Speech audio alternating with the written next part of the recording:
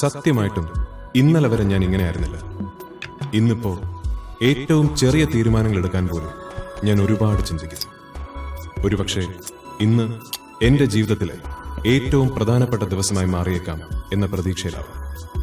In fact this is definitely the most important day of my life. The most important day. Everybody, right now. Oh,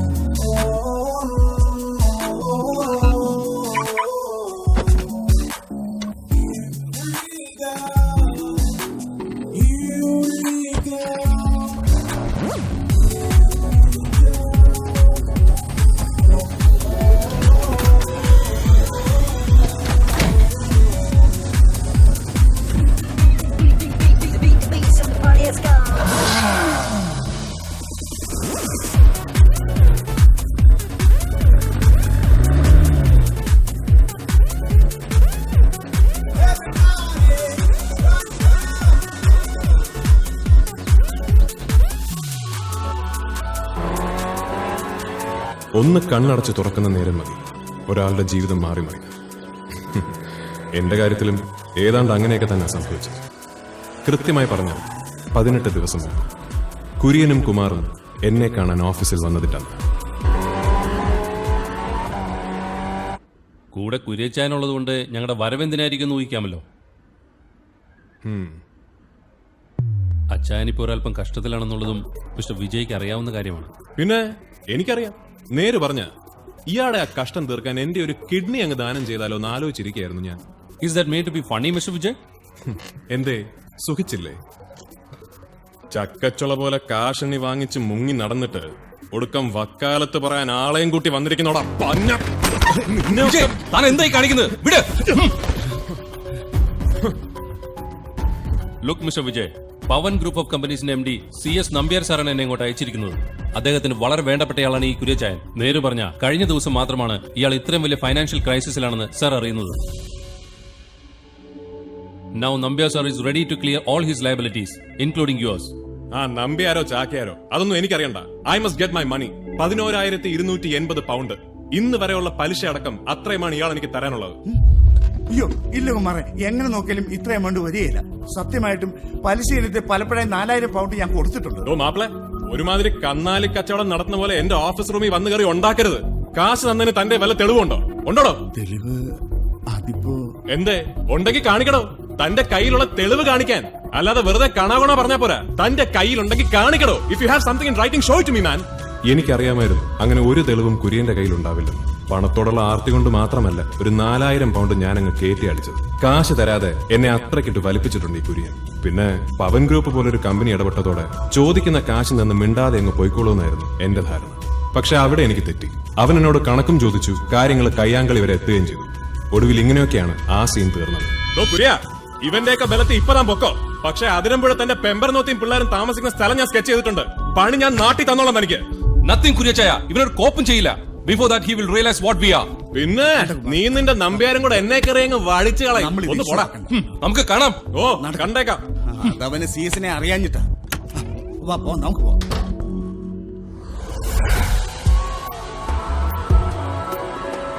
ഒരു ആവേശത്തിനന്ന് കുമാറിനെ അങ്ങ് വെറുപ്പിച്ചെങ്കിലും പിന്നീട് ആലോചിച്ചപ്പോ അത് വലിയ അബദ്ധമായി പോയെന്ന് തോന്നി.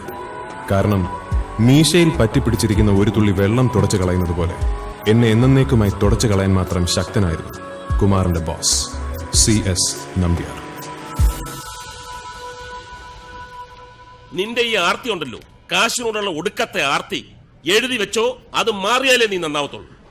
എന്റെ അസിയേട്ടാ, നിങ്ങളും കൂടി ഇങ്ങനെ പറഞ്ഞ പിന്നല്ലാതെ നീ ഇങ്ങനെ ഓരോ തെമ്മാടിത്തരം കാണിച്ചിട്ട് ഇവിടെ വന്ന് ഈ ഇരിപ്പിരുന്നാലുണ്ടല്ലോ, അതൊക്കെ സോൾവ് ചെയ്ത് തരാൻ ഞാൻ ഫ്രാൻസിസ് പുണ്യവാളനൊന്നുമല്ല. കോതമംഗലംകാരൻ വെറും ഒരു ഫ്രാൻസിസാ. ഇതിനു മുമ്പ് നീ ഉണ്ടാക്കിയിട്ടുള്ള പല പ്രശ്നങ്ങളിലും ഞാൻ ഇടപെട്ടിട്ടുണ്ട്. അതിന്റെ പേരിൽ പലരെയും ശത്രുക്കളാക്കിയിട്ടുമുണ്ട്. But this time I am very sorry to say, ഞാൻ ഇടപെടില്ല. കാരണം ഇത് കളി നമ്പ്യാരോ. കൂട്ടിയാ കൂടില്ല മോനെ. നീ നിന്റെ പണി നോക്ക്. അല്ല അസിയേട്ടാ, ആദ്യം അയാൾ ഈ ഓഫീസ് കത്തി, എന്നിട്ട് എന്നെ അതിനകത്ത് പിടിച്ചിടും. രണ്ടുകൂടെ നിന്ന് കത്തും. അസിയേട്ടാ പറയട്ടെ.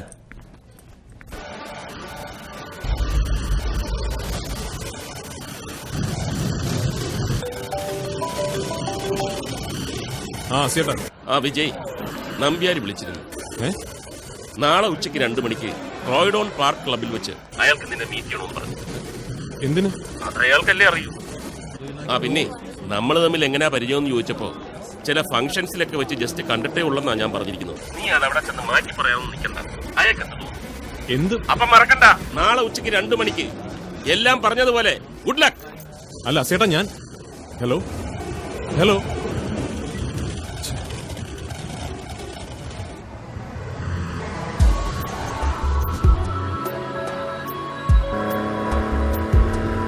ഒരു രാത്രി മുഴുവൻ നീണ്ട ആലോചനയ്ക്കൊടുവിൽ രണ്ടും കൽപ്പിച്ച് ഞാനൊരു ഉറച്ച തീരുമാനത്തിലെത്തി. To go and meet mister CS Nambiar.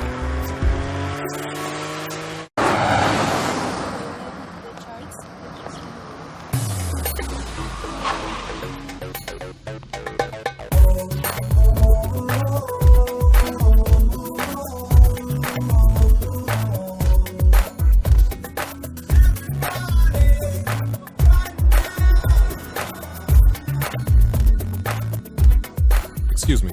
Yes? Mr. CS Nambiar. He's there. Thank you. Welcome.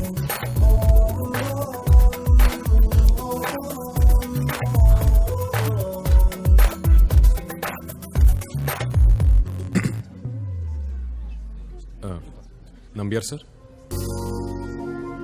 Yes. I'm Vijay Das. Oh. You're bang on time. Good. The privilege is mine, sir. Sit.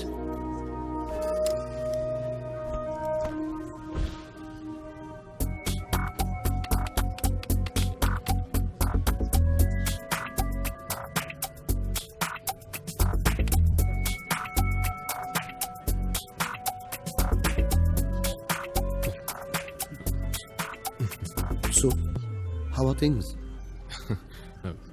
Going on, sir. Good. You should have guessed by now why I wanted to meet you. കുര്യച്ചാൻ എനിക്ക് എൻ്റെ God ഫാദറിനെ പോലെയാണ്. You know, ലണ്ടനിലെത്തിയ ആദ്യ കാലങ്ങളിൽ എന്നെ ഒരുപാട് സഹായിച്ചിട്ടുണ്ട് ആ മനുഷ്യൻ. അയ്യോ സർ, അത് ആക്ച്വലി എനിക്കൊരു അബദ്ധം. ഇത് കണ്ടോ, സെൻട്രൽ ലണ്ടനിലെ പ്രൈവറ്റ് ഇൻവെസ്റ്റിഗേഷൻ ഏജൻസിയായ റിവീലേഴ്സ് ഞാൻ പറഞ്ഞതനുസരിച്ച് നിങ്ങളെപ്പറ്റി അന്വേഷിച്ച് അയച്ചു തന്ന മെയിലാണിത്.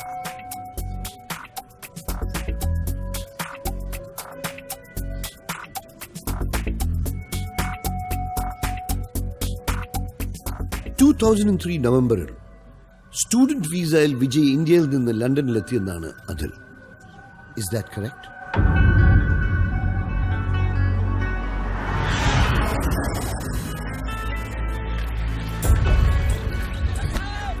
എന്നാൽ ഞാൻ അടക്കമുള്ള പലരെയും പോലെ ലണ്ടനിലെ ആദ്യകാലങ്ങൾ ഓർക്കാൻ ഒട്ടും സുഖമുള്ളതായിരുന്നില്ല വിജയ്ക്കും, അല്ലേ?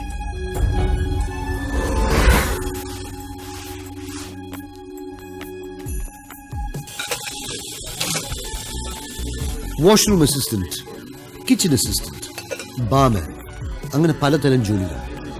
ആ ഇടയ്ക്ക് ഈസ്റ്റ് ഹാമിൽ സൊളിസിറ്ററായ അഡ്വക്കേറ്റ് ഫ്രാൻസിസ് താഴത്തലിനെ പരിചയപ്പെട്ടത് നിങ്ങളുടെ ജീവിതത്തിൽ വലിയൊരു ടേണിംഗ് പോയിന്റ് ആയി.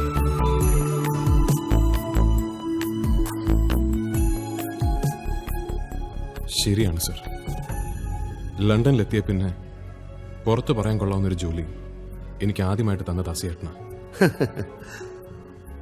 ഒരുപക്ഷെ എന്നെ പേടിച്ചിട്ടാവും പുള്ളി എന്നോട് ഇന്നലെ ഇങ്ങനെയൊന്നുമല്ല പറഞ്ഞത്. എനിവേ, അവിടെ നിന്നും വിജയ് അഡ്വക്കേറ്റ് ഫ്രാൻസിസിന്റെ സഹായത്തോടെ നഷ്ടത്തിൽ ഓടിക്കൊണ്ടിരുന്ന ഒരു കോർണർ ഷോപ്പ് ഏറ്റെടുത്ത് നടത്താൻ ആരംഭിച്ചു. വിജയുടെ സമയം നല്ലതായതുകൊണ്ട് ഷോപ്പ് വലിയ ലാഭത്തിലായി. ആൻഡ് നൗ ഈസ്റ്റ് ലണ്ടനിലെ പല ഭാഗങ്ങളായി 10-12 കോർണർ ഷോപ്സ്, കൂടാതെ ഒരു money lending enterprise. So Vijay Das is flying high, isn't it? ഹേ, അങ്ങനെയൊന്നുമില്ല സർ. സാറിന്റെയൊക്കെ മുമ്പില് ശരിക്കും ആ മെയിൽ വായിച്ചു കഴിഞ്ഞപ്പോൾ എനിക്ക് തന്നോടുള്ള ദേഷ്യമെല്ലാം മാറി. ബിക്കോസ് ഒരു 30 കൊല്ലം മുമ്പുള്ള എന്നെക്കുറിച്ച് തന്നെയാണ് ഞാനതിൽ വായിച്ചത്. അന്നൊരു കുര്യച്ചാൻ, ഇന്നൊരു അസിയേട്ടൻ, അത്രയൊക്കെ മാറ്റങ്ങളേ ഉള്ളൂ.